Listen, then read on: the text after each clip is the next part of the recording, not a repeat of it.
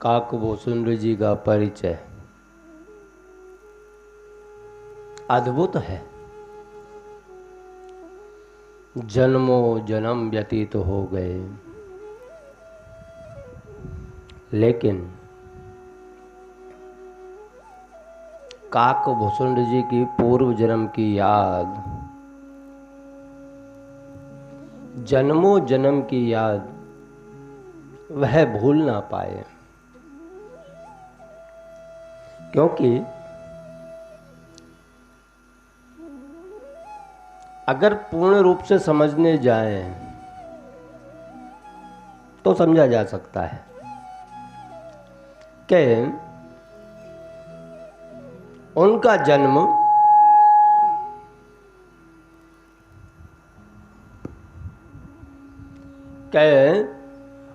जन्म अयोध्या में हुआ।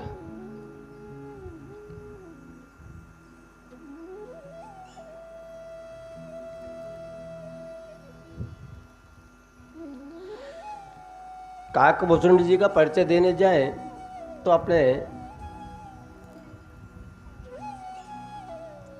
संपूर्ण से उनका जीवन चरित्र देखें और समझें तो भी हम समझ ना पाए। उनका जन्म अयोध्या में हुआ, लेकिन उस समय हुआ कैसा कि सभी जगह दुष्काल पड़ रहा था। अकाल पड़ रहा था, तो अकाल का प्रभाव तो अयोध्या में भी हुआ। और जब उसका प्रभाव अयोध्या में पड़ा तो उन्होंने सोचा कि कहाँ पर अकाल नहीं है, कहाँ बरसात नहीं है, हमें वहाँ जाना चाहिए। तो वे घूमते घूमते घूमते घूमते उज्जैन पहुंचे। अब उज्जैन में पहुंचने के बाद देखा कि वहां तो अकाल था ही नहीं, बरसातें हो रही थी। मन के अंदर एक भक्ति ने अंकुरित किया कि यह तो महादेव की नगरी है और महादेव की नगरी में बरसात हो रही है। तो वह भगवान का भजन करने लगा, महादेव जी का भजन करने लगा। तो उतने में वहां पे एक उनको गुरु भी मिल गए, जिनके सानिध्य में रहते थे, और वह गुरु उनको अनाथ समझ करके उनको खूब पढ़ाया लिखाया, सभी ज्ञान दिया। और ज्ञान देने के बाद भी उनको अहंकार उत्पन्न हुआ। अहंकार ऐसा कि महादेव के सामने किसी को भी ना माने, जबकि गुरु बड़े सहनशील और समझदार थे, बहुत प्रेम करते थे, अपने बच्चे की तरह रखते थे। वह बहुत बार समझाते कि ऐसा नहीं है कि आप महादेव की पूजा करो और वैष्णव जन का अपमान करो, ऐसा नहीं होना चाहिए। क्योंकि भोले बाबा स्वयं उनके इष्ट श्री राम हैं, तो ये भेदभाव क्यों करते हो? पर शिष्य के गले से उतरे तब ना, उनके गले से उतरता ही नहीं था। बस जहां वैष्णव लोगों को देखे वहां उनका अपमान कर दे, जहाँ राम की कथाएं चल रही हो वहाँ अपमान कर ले। तर्क वितर्क में निपुण होता चला गया।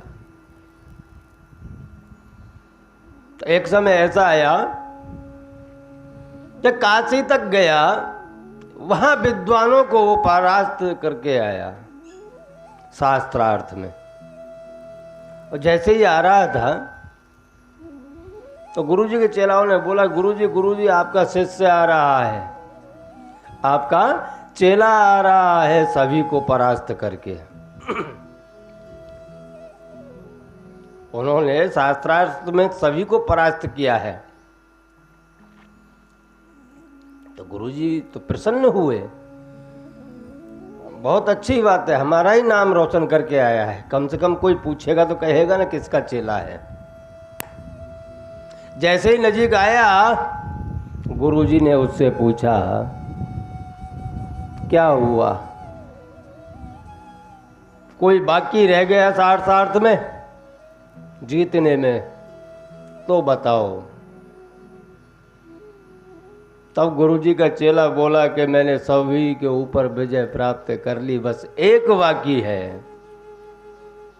गुरुजी ने बड़े वात्सल्य भाव से पूछा कि एक कौन बाकी है, उसके ऊपर भी विजय प्राप्त कर लो। कहे गुरुजी मैंने सबके ऊपर विजय प्राप्त कर ली, एक बाकी है, वो है स्वयं आप। बस आपसे शास्त्रार्थ करना मैं बाकी है, बाकी तो मैंने सबसे जीत लिया। क्योंकि थोड़ा सा ज्ञान होता है। भूषण जी कहते हैं कि जहां ज्ञान होता है वहां प्रेम की धारा बहना चालू हो जाती है, लेकिन मेरे अंदर उस समय प्रेम अंकुरित नहीं हुआ। ज्ञान था पर संपूर्ण ज्ञान प्राप्त उस समय नहीं हो पाया। अगर संपूर्ण ज्ञान प्राप्त हो जाता तो मेरे हृदय में प्रेम अंकुरित हो जाता।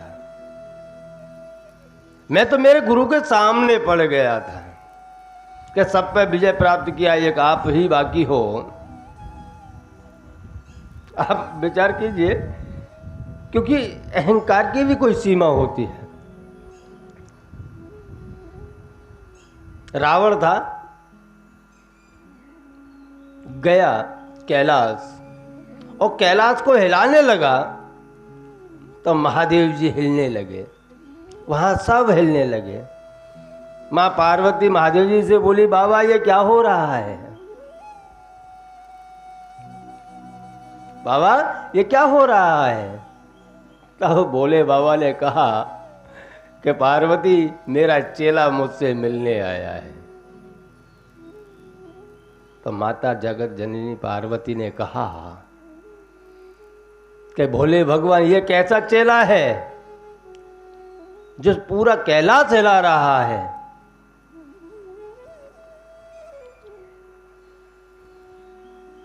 महादेव ने कहा चलो हम स्वयं चल के पूछ लेते हैं, ये कैलाश को हिला क्यों रहा है। गया, दोनों गए, जाकर के रावण से पूछा, रावण ये क्या कर रहे हो। तब रावण ने कहा कि प्रभु मैं आपका आशीर्वाद ले रहा हूं, आपके चरण मत्थे पे रख रहा हूं, मेरे सर पे रख रहा हूं, क्योंकि आप कैलाश के ऊपर हो। तो सोचा आपके चरण के साथ साथ में क्यों ना कैलाश को भी सिर पे रख लो। भगवान बोले कि रावण तुम क्या ऐसे आशीर्वाद लेते हो, गुरुजनों का ऐसे आशीर्वाद नहीं लिया जाता। वह आशीर्वाद तो हृदय से ऐसे निकलता है कि आप जाओ और गुरु के चरण स्पर्श करो और गुरु प्रेम से गदगद होकर के आपके सिर पे दोनों हाथ रख दे और आपको उठाए,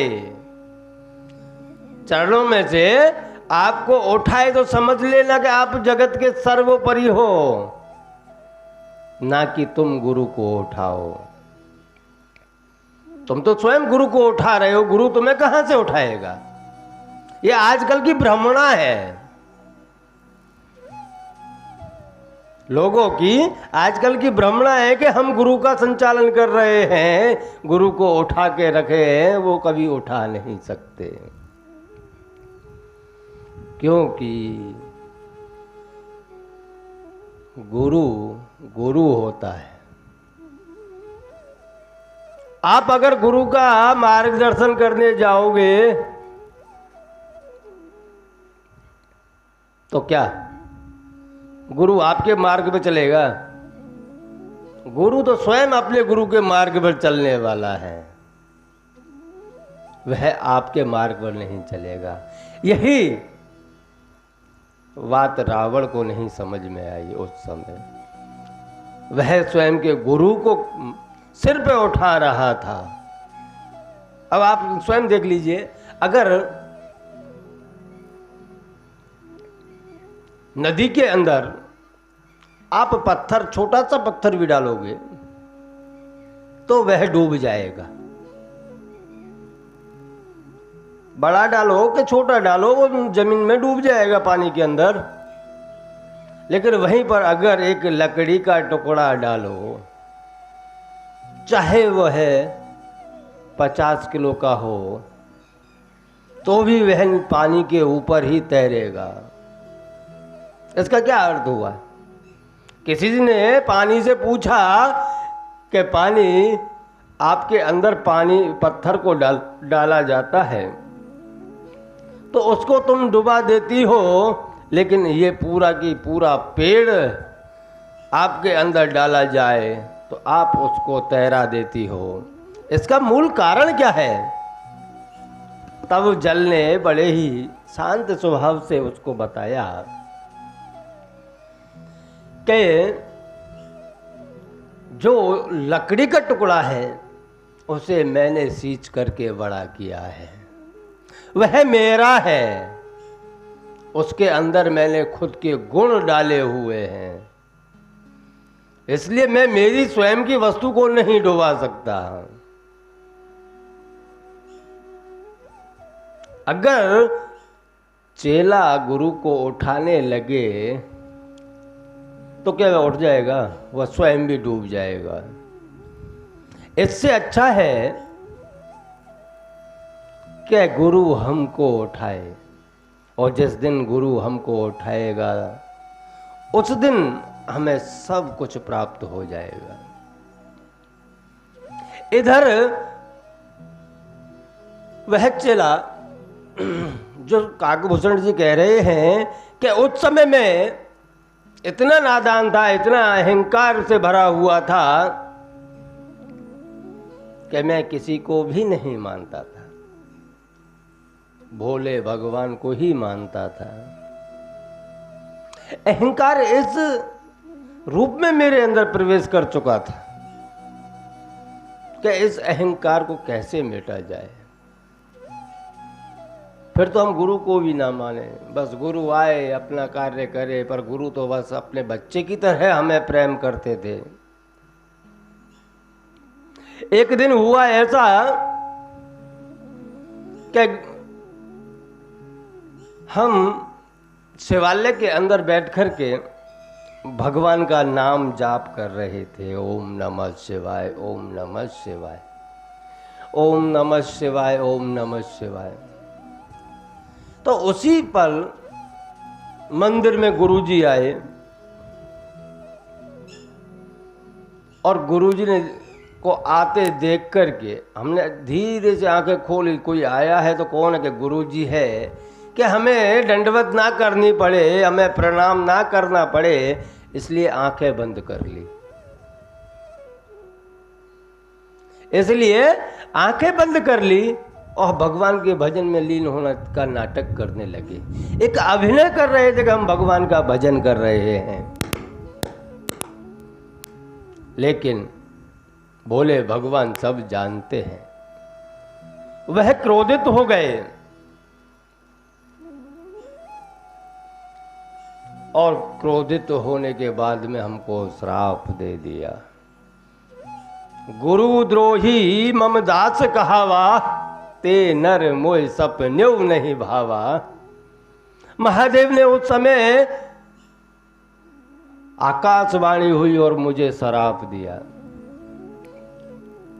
कि अजगर की तरह बैठा हुआ है, गुरु आया है लेकिन गुरु को प्रणाम नहीं कर पा रहा। जा, तुम 1000 वर्षों तक अजगर की तरह पड़े रहो। यह बात गुरुजी ने सुनी, आकाशवाणी गुरुजी ने सुनी। गुरुजी को बहुत दुख हुआ कि मेरे शिष्य को श्राप लगा है। मेरे शिष्य को श्राप लगा है तो वह भगवान से प्रार्थना करने लगे, नमामि शमशान निर्वाण रूपम। हे भगवान, ये आपने क्या किया? कैसा भी है पर मेरा शिष्य है वो, उसको आपने श्राप नहीं देना था। लेकिन क्या था, श्राप तो दे दिया, अब किया क्या जाए?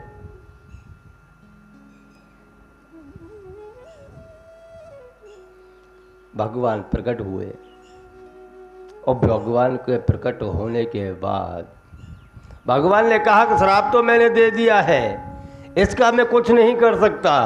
हाँ, थोड़ा सा है कि मैं इसमें संशोधन जरूर कर सकता हूं। अपने श्राप के अंदर थोड़ा संशोधन कर सकता हूं, इसलिए जाओ, ये 1000 वर्ष तो रहेगा ही, लेकिन स्वयं की इच्छा मृत्यु के हिसाब से ये स्वयं की देह छोड़ सकता है। और दूसरा संशोधन यह है कि इसको जन्मों जन्म की याद रहेगी, इसको पूर्व जन्म की याद हमेशा बनी रहेगी। यह संशोधन करके भगवान अंतर ध्यान हो गए। नमामि शमशान निर्वाण रूपम विभुम व्यापकम ब्रह्म वेदम स्वरूपम निजम निर्गुणम निर्विकल्पम निरीयम चिदाकाशमाकाश वासम भजेयम। भगवान को भजते भजते काकभूषण जी कहते हैं कि उस समय मैंने मेरे गुरुजी को कहा, गुरुजी अब क्या किया जाए? आप कहो, मैं उसी मार्ग पर चलूंगा। तब गुरुजी ने कहा कि आप अपना शरीर त्याग दीजिए। उसके बाद में मैंने तुरंत मेरा मनुष्य देह त्याग दिया और त्यागने के बाद में फिर दूसरा जन्म, बस जन्म लेता त्याग देता, जन्म लेता त्याग देता, इस प्रकार से 1000 जन्म मैंने पूर्ण किए। और 1000 जन्मों के बाद में मुझे काक जी का जन्म प्राप्त हुआ, जिसका नाम काक शर्मा रखा गया। एक ब्राह्मण के घर में जन्म प्राप्त हुआ जिसका नाम काक शर्मा रखा गया। विचार कीजिए आप, भगवान की अनुकंपा, भगवान का प्रेम कितना अद्भुत है कि भक्त कितना भी बड़ा पाप क्यों ना कर बैठा हो, फिर भी अपनी दया दृष्टि तो बना के ही रखता है। उनसे खाली एक गुरुद्रोही होने का पाप लगा था, लेकिन भगवान ने उसको श्राप देने के बाद भी आशीर्वाद के रूप में प्राप्त हो गया। यह गुरु कर सकता है। अगर किसी ने श्राप दिया है और उस श्राप को आशीर्वाद में बदल देना, यह गुरु की क्षमता होती है। कौन से गुरु की? यहां बहुत सी बात आती है ऐसी कि अगर बातें करने जाएं तो 2-4-10 दिन तो कम पड़ जाएंगे। गुरु भी बहुत प्रकार के होते हैं। तुलसीदास जी भी कहते हैं, बहुत से गुरु लोग कहते हैं इसको मैंने चेला बनाया है, पर कभी विचार किया है बनाने वाला तो वो है पर ब्रह्म परमात्मा। हाँ, जो उसने ना बनाया हो उसके बाद आप जिसको चेला बनाओ, ऐसा कभी हुआ है? भगवान ने ना बनाया हो और उसको आप बनाओ, ऐसा कोई है? नहीं है। ऐसे ही एक गांव के अंदर एक भाई था, वह यही कहता कि मुझे बहुत अच्छा बोलना आता है। पूरे गांव में चर्चा करता, लेकिन उसको बोलना नहीं आता था। एक बार गांव के अंदर थोड़ा फिर सत्संग चल रहा था, तो एक भाई ने बोला कि वो फलाना भाई है, आज आपको वह बोल करके समझाएंगे।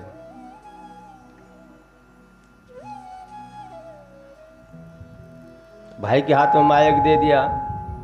उस भाई को बोलना आता नहीं, करे तो करे पर क्या करे क्या, लेकिन वो चतुर था। उसने सभा में पूछा कि आप कुछ समझे? खाली इतना ही पूछा कि आप लोग कुछ समझे? तो पूरी सभा ने हाँ में सिर हिला दिया कि हाँ समझे। तो उस भाई ने बोला कि जब आप समझी गए हो तो आपको मैं क्या समझा सकता हूं। इतना बोल करके माइक रख के चला गया। वो माइक वाला विचार कर रहा था, ये तो निकल गया, कुछ समझाया ही नहीं, चलो कल देखते हैं। दूसरे दिन आया, दूसरे दिन भी वही कथा कि भाई को बुलाओ, वह कुछ समझाएगा। भाई के हाथ में माइक आया, भाई ने फिर वही सवाल पूछा कि कुछ समझे? तो सबने मना कर दिया, सबने मना कर दिया कि नहीं, कुछ नहीं समझे। तो भाई ने क्या बोला पता है? जब कुछ समझते ही नहीं हो तो आपको समझाने से फायदा क्या? इससे अच्छा ना समझ ही बन के रहो। माइक रख के फिर चला गया। गांव वाले विचार कर रहे थे तो आज भी निकल गया, कल विचार करेंगे। तीसरे दिन फिर आया, सबने मंत्रणा कर ली कि आधे तो कहना कि नहीं समझे, आधे कहना समझ गए। वो तीसरे दिन माइक फिर हाथ में लिया, फिर बोला कि कुछ समझे? तो गांव वालों में से आधे ने तो कहा कि नहीं समझे, आधों ने कहा कि समझ गए। जब इतना कहा तो उस भाई ने क्या बोला कि एक काम करो, जो समझ गए हैं वो इनको ना समझो को समझा दो, इसमें मेरी क्या जरूरत है। मेरा कहने का तात्पर्य इतना ही है, जो समझ गए हैं गुरु चरण को, वह औरों को भी समझाए। लेकिन गुरु का अर्थ यह नहीं है कि आप अहंकार युक्त रह करके गुरु की सेवा कर सकें। अहंकार को तो मारना ही पड़ता है। ज्ञान जब उत्पन्न होता है उस समय आपके हृदय के अंदर से प्रेम निकलता है, अहंकार नहीं निकलता। और जब तक आपके अंदर अहंकार है कि रावण की तरह के मैं पूरे गुरु को ही उठा लेता हूं, तब तक समझ लेना कि आपने भक्ति के अंदर शुरुआत ही नहीं की है। क्योंकि अहंकार हमारे जीवन का नाश करता है। गुरु का आशीर्वाद लेना होता है, गुरु हमको उठाए ऐसा बनना पड़ता है, ना कि हम गुरु को उठाएं ऐसा बने। इसीलिए तुलसीदास जी ने कहा है कि गुरु गोविंद दोनों खड़े काके लागू पाए। पर गुरु भी कैसा होना चाहिए कि जिनकी बगल में गोविंद खड़ा हो, उन गुरु की बात कही है। यहां तुलसीदास जी ने उस गुरु की बात कही है कि गुरु गोविंद दोनों खड़े किसके लागू पाए, बलिहारी गुरु आपकी जो गोविंद दिए बताए।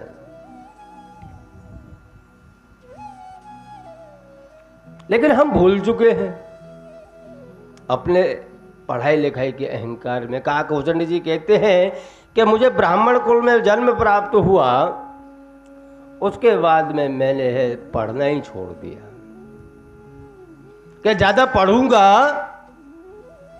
तो ही अहंकार आएगा ना, क्योंकि अहंकार तो बहुत प्रकार का होता है। किसी को सत्ता का अहंकार, किसी को संपत्ति का अहंकार, किसी को पुत्रों का अहंकार, किसी को रूप का अहंकार, किसी को जवानी का अहंकार। पर अहंकार किसी का स्थिर रहा नहीं, किसी का स्थिर रहा है नहीं रहा। जवानी आती है तो बुढ़ापा भी आता है, सुख आता है तो दुख भी आता है। अरे पुत्र है कब तक? जब तक तुम्हारे शरीर के अंदर प्राण है तब तक ही पुत्र लोग हैं। अब काकभूषण जी कह रहे कि मैंने पढ़ाई लिखाई छोड़ दी क्योंकि जन्मों जन्म की याद तो थी। पहले मैं शास्त्रार्थ करके बैठा हुआ था, वो तो सब था ही मेरे पास में, लेकिन समाज को दिखाने के लिए मैंने पढ़ाई करना छोड़ दिया। एक अंतर आत्मा में से, मेरे हृदय में से प्रेम की अथाह गंगा बहने लगी।